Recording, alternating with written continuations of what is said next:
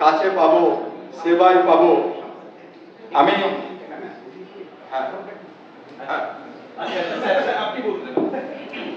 দেখুন, এই কবিতাটা পটভূমিতে ছিলেন আমাদের ডক্টর অরুণ মুখার্জি। খুব কষ্ট করে লড়াই করে বড় হয়েছে, জানি, সেটা আমি শুনেছি, আমার খুব লেগেছিল।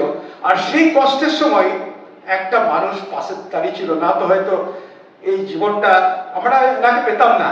এখন সিনেমায়, মানে সিনেমা আমরা টিভি পর্দায় দেখা যায় হামেশায়। আর সেই মহামান্য ব্যক্তি আর কেউ নন, আমার মেন্টার। এই প্ল্যাটফর্মে যে দাঁড়িয়ে আছি, যার ইন্ধন আর আমাদের ছত্রছায়, যার ছত্রছায় দাঁড়িয়েছে, ওনাকে ডাকলেও বোধহয় ভালো হতো, ডক্টর আমাদের পরম শ্রদ্ধেয় ডক্টর গৌতম দেব মুখার্জি, যার ছত্রছায়ায় আমরা এই মঞ্চটাই করেছি। কিন্তু স্যার যদি সাথে থাকে, আমার পাশে থাকে, তো বেশি ভালো লাগবে। আর ইন্ধন, এই লড়াইয়ের ইন্ধনটা জানিয়েছে আমাদের ডক্টর, আমার মেন্টার, আমাদের মেন্টার, হ্যাঁ, আমাদের মোটিভেটার ডক্টর সোমনাথ ঘোষ। সেই জন্য ওনার হাত দিয়ে অরুণ মুখার্জিকে সম্বর্ধনাটা দেয়া করাচ্ছি, আর আমি আর গৌতম দার পাশে সাক্ষী থাকছি। ধন্যবাদ। এখন আমরা সম্মানিত করছি ডক্টর অরুণ মুখার্জিকে। সঙ্গে থাকলেন ডক্টর গৌতম দেব মুখার্জি এবং সোমনাথ ঘোষ, সেই সঙ্গে সুব্রত ঘোষ। এই স্মরণীয় মুহূর্তটি অবশ্যই ক্যামেরাবন্দি হচ্ছে।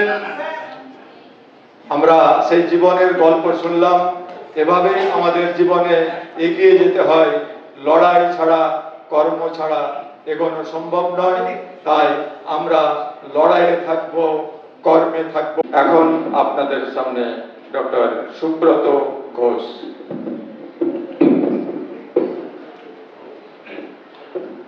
ধন্যবাদ সাজ্জাদ বাবু, কাজের মহাশয়। এটা আমার গভীর আবেগে ভরা নস্টালজিয়া,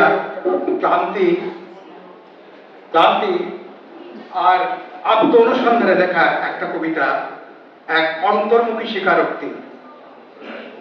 সাধারণত প্রাপ্তবয়স্ক মানুষের হৃদয় তার হারানো শৈশবকে ফিরে পেতে চায়। আমিও ঠিক তেমনই আমার শিশুসুলভ আচরণে ফিরে যেতে চাই একটা কবিতা দিয়ে। বার্ধক্যের অন্তরালে একদম না। আমি বহুদিন ধরে সমাজের ভার বয়ে চলেছি। সেই যৌবন হতে আমার শিশুসুলভ মনটাকে কবর দিয়েছি নিঃশব্দে। সাজিয়ে গুছিয়ে কথা বলি, সতর্ক পায়ে পা ফেলি, কমা পূর্ণচ্ছেদ সযত্নে রাখি। আমি ভুলে গেছি কারণ ছাড়াই দৌড়াতে, শৈশবের মতো হাসতে, চল কাদায় হাঁটু গেড়ে পৃথিবীকে দেখতে। তারা গোনা ভুলে গেছি, মেঘেদের নাম দেওয়া, ঘুঘু কোকিল মোড়কের ডাক সব ভুলে গেছি। ভুলে গেছি বাঘ সিংহ ছাগলের আওয়াজ, ভুলে গেছি পাড়িয়ে পাড়া দাপিয়ে খেলতে যাওয়ার হাতটা। আজ আমি সাগর পেরিয়ে যাই, তবু আকাশ তলে তাকাই না। যে মাটিতে জন্মেছি তাকে ছুঁই না, স্পর্শ করতেও হাত কাঁপে। মাথা নত হতে দ্বিধা হয়। শব্দের ঝংকারে কবিতা লিখি, কিন্তু বেসুরো হৃদস্পন্দন মঞ্চে ওঠে তালি করতালি, তবু আমি নিরুত্তাপ। আমার মনের ভিতরের শিশু, চোখ মেলো, তুমি তো বহুদিন ধরে শুয়ে আছো নিঃশব্দ যন্ত্রণায় ধুলোর স্তরে। বয়স, সন্দেহ আর শঙ্কার নিচে একদিন তুমি হাঁটতে নিঃসংকোচে, হাসতে অনুমতি ছাড়াই, বিশ্বাস করতে প্রমাণ ছাড়াই, আগুন ছুঁয়ে বলতে পারতে আমি ভয় করি না, আমি ভয় করি না। আমি তোমাকে দফন করেছি, এটা আমার ধৃষ্টতা নয়, এটা আমার বেঁচে থাকার তাগিদ। তবু আমি তোমাকে শুনতে পাই শব্দের নিচে ফিসফাস মনের করিডোরে।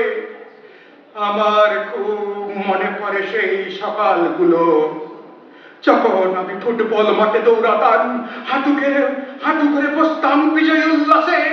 সেটাই ছিল আমার আকাশ। নুড়ি পাথর পোড়াতাম, সেগুলোই ছিল আমার গ্রহরত্ন। এখন আমি সাগর পেরিয়ে যাই, তবু চোখ তুলি না। আকাশ ঘুরে যাই, তবু ভুইকে দেখি না। কাঁদি অশ্রুরে ছাড়াই, বাঁচিয়ে নির্দেশ ছাড়াই। সতর্কতা কথা এক রাস্তায় হাঁটি, মেপে দেখি কাজের পরিমাপ, আনন্দের নয় শুধুই সম্পন্নতার, শুধুই সম্পন্নতা। হে আমার শিশু সুলভ বন, ফিরে এসো আমার নীরবতার ফাঁকে, শিশুর মতো পবিত্র হয়ে বলো আমি জমে চাইনি, আমি ক্লান্ত। তাই শেখাও আমায় দৃষ্টির নিঃসত্বতা, স্পর্শের নিষ্কলুষতা। আমায় মনে করিয়ে দাও আমার মনের গভীর ক্ষতে, অভ্যাসের ধ্বংসাবাসের নিচে এখনো একটা দোলনা আছে।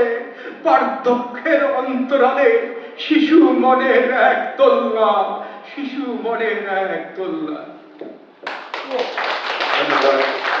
আমরা ভালো লাগলো আপনারা সকলের সাথে একটু কথা বলতে পারলাম। আর thanks to all of you, সকলকে আমার প্রণাম। Thank you very much.